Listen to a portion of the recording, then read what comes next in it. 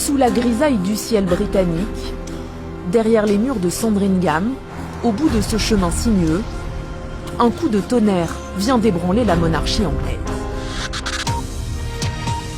We start with breaking news about Andrew Mountbatten Windsor.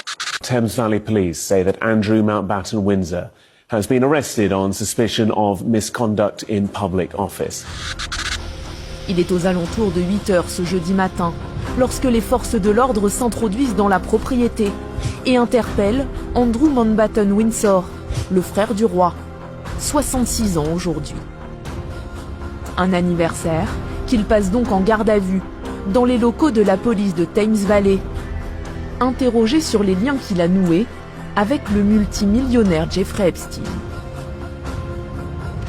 Comme les médias, les citoyens du monde entier, les autorités judiciaires britanniques ont eu accès, un accès presque inespéré, à des millions de mails, correspondances et fichiers dans cette fameuse affaire Epstein. C'est devenu facile pour tout le monde, y compris pour la justice britannique, de se pencher sur quelqu'un qui n'est pas au-dessus des lois, qui est un simple sujet de la couronne britannique et qui est donc un justiciable comme un autre.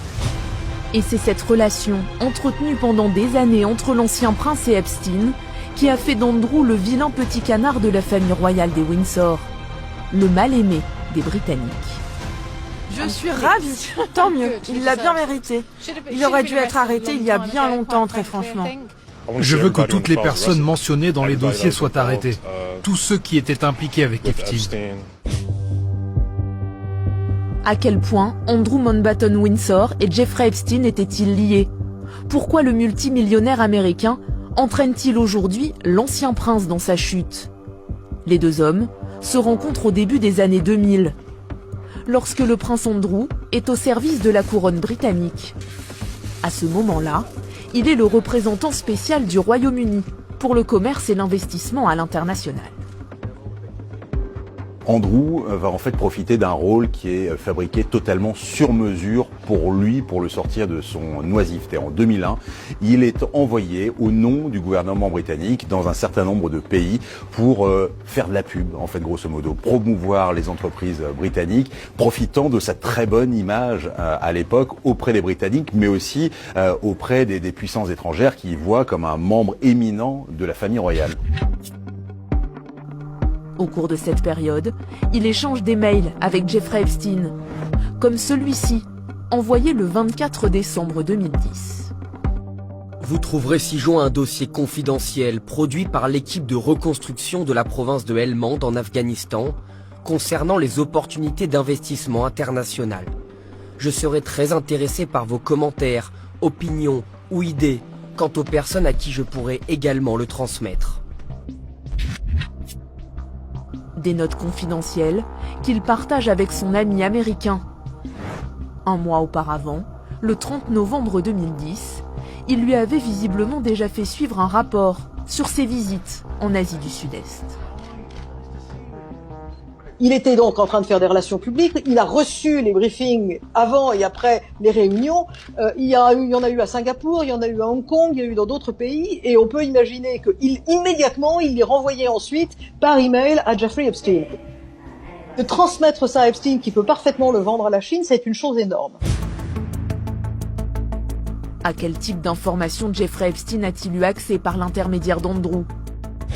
En tout, le nom de l'ancien prince, qui signait régulièrement le duc d'York dans ses courriers, apparaît plus de 3000 fois dans les dossiers déclassifiés par la justice américaine.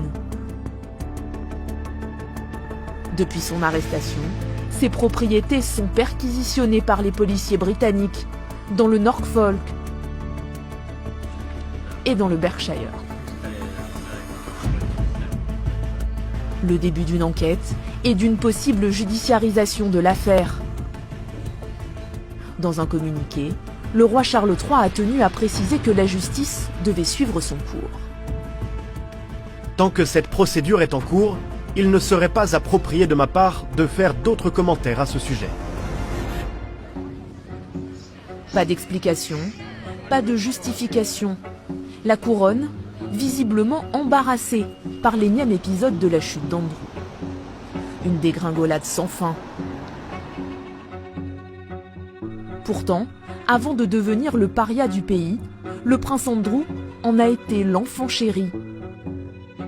Né en 1960, il est le troisième d'une fratrie. Cadet du roi Charles, mais rapidement considéré comme le préféré de la reine Elisabeth.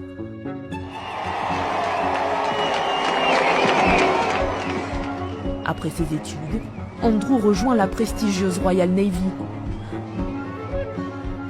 avant de servir comme pilote d'hélicoptère lors de la guerre des Malouines en 1982. Il cultive alors l'image d'un prince engagé pour son pays. Et il va profiter un petit peu de sa vingtaine d'années environ au service de l'armée britannique pour se forger vraiment une image très bonne, celle d'un homme qui ne sera sans doute pas roi, mais qui donne vraiment, qui est au service de Sa Majesté, mais au service aussi des citoyens et sujets de la couronne britannique. Mais tout bascule le 16 novembre 2019. Andrew est alors interviewé par la BBC pour se justifier sur des présumés liens d'amitié avec Jeffrey Epstein depuis plusieurs années. L'entretien vire au fiasco, comme lorsqu'on lui demande de répondre aux accusations de Virginia Giuffre Roberts, qui affirme qu'il l'a violée quand elle avait seulement 17 ans. She went on to have sex with you in a house in Belgravia belonging to Ghislaine Maxwell, your friend. Your response? I have no recollection of ever meeting this lady. None whatsoever. You don't remember meeting her? No.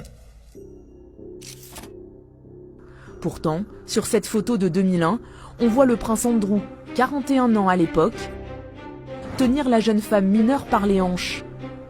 L'ex-compagne de Epstein, Ghislaine Maxwell, apparaît également en fond.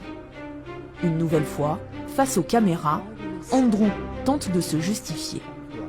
I'm not entirely convinced that, I mean, that is what I would describe as me in that picture, but we can't be certain as to whether or not that's my hand on her, whatever it is, left side. Il se lamente sur son propre sort, il n'a quasiment pas de mots pour les victimes et voire la victime principale, celle qu'il accuse de viol. Il a des arguments qui semblent totalement hors de propos. Une morgue que tous les membres de la famille royale voulaient éviter, c'est totalement catastrophique et c'est là que l'opinion britannique va totalement se retourner contre lui. Face au scandale, quelques jours plus tard, Andrew se retire de ses fonctions officielles. En 2021, l'affaire rebondit quand Virginia Giuffre Roberts dépose plainte contre le prince devant le tribunal fédéral de Manhattan, quelques années après avoir témoigné au procès de Jeffrey Epstein. J'ai été recrutée à un âge très jeune à Mar-a-Lago et prise au piège d'un monde que je ne comprenais pas. Et depuis, je combats ce même monde jusqu'à aujourd'hui. Et je n'arrêterai pas de me battre. Je n'arrêterai pas de parler tant que ces gens ne seront pas devant des tribunaux. Pour s'en sortir, les avocats du prince Andrew trouvent un accord avec la jeune femme. 12 millions de livres en échange de la fin des poursuites contre lui. Une respiration judiciaire, mais un scandale pour la famille royale. La reine Elisabeth n'a d'autre choix que de retirer à son fils ses titres militaires et son prédicat d'Altesse royale. En octobre dernier, son propre frère, le roi Charles III, lui retire son titre de prince, ses distinctions et sa résidence de Royal Lodge. C'est historique. Jamais auparavant un titre princier n'avait été retiré. C'est une mesure assez draconienne, mais je pense qu'elle était nécessaire pour répondre aux préoccupations du public. Ils auraient dû s'attaquer à ce problème il y a des années. Mais c'est une bonne chose, je m'en réjouis. Je pense que cela a mis un terme à bon nombre de préoccupations. Pourtant, l'affaire prend une nouvelle tournure le 30 janvier dernier, quand les millions de documents du scandale Epstein sont révélés au monde entier. Le prince Andrew est le Britannique le plus cité. Dans ses échanges réguliers avec Epstein, les deux hommes font souvent référence à des femmes, comme dans ce mail d'août 2010, où le pédocriminel américain propose au prince une rencontre féminine. J'ai une amie avec qui vous aimeriez peut-être dîner. Elle s'appelle... Elle sera à Londres du 20 au 24. Bien sûr, je suis à Genève jusqu'au 22, mais je serais ravi de la voir. Donne-lui mon contact. Et y a-t-il des choses à savoir sur elle? Elle a 26 ans, elle est russe, belle, intelligente et digne de confiance. Elle a votre mail. Impossible de dire si le prince Andrew a côtoyé la jeune femme. En revanche, cela confirme ses liens étroits avec Jeffrey Epstein. Dans les clichés déclassifiés, on le découvre aux côtés de plusieurs femmes. Parfois même agenouillé au-dessus de l'une d'elles. Une proximité entre la couronne et le scandale Epstein qui éclabousse la monarchie britannique, comme il y a 10 jours, lorsque le roi est pris à partie lors d'un déplacement public. Charles, how long have you known about Andrew and Ce jour-là, Charles III, sommé de s'expliquer, se dit profondément inquiet et prêt à aider la police dans son enquête. Cette sortie médiatique a-t-elle précipité la chute et l'arrestation de son frère ce jeudi? Pour le biographe de l'ancien prince Andrew, le roi a pris ses responsabilités. Au moins on parle désormais des victimes. Cela envoie un signal fort. Même les personnes les plus riches et les plus puissantes ne sont pas au-dessus des lois et peuvent être tenues responsables de leurs actes. C'est un signal positif pour le reste du monde. Malgré ce scandale planétaire, l'ancien prince Andrew reste 8e dans l'ordre de succession au trône. Seul un accord commun de tous les pays du Commonwealth, ou bien une abdication, pourrait le priver de son rang royal.